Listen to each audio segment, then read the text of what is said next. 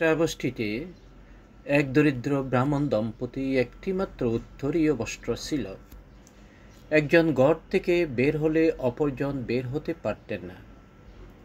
একদিন সন্ধ্যাকালে ব্রাহ্মণ বুদ্ধের নিকট ধর্মকথা শুনতে গিয়ে সে উত্তরীয় বস্ত্রটি বুদ্ধকে দান করেছিলেন।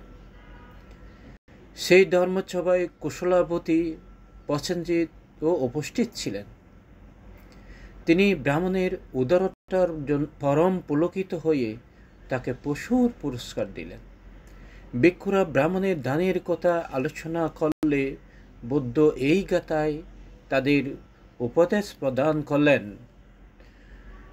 অবিত্তেরেত কল্যাণে পাপ চিত্তাং নিবারয়ে দান্নাং হি করোত পুণ্যাং পাপস্মিং রমতিমান।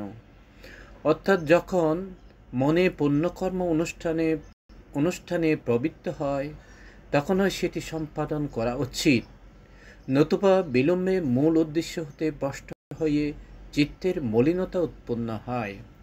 সেই জন্য শুভকার্য শীঘ্রই সম্পাদন হলে সুফল পাওয়া যায়।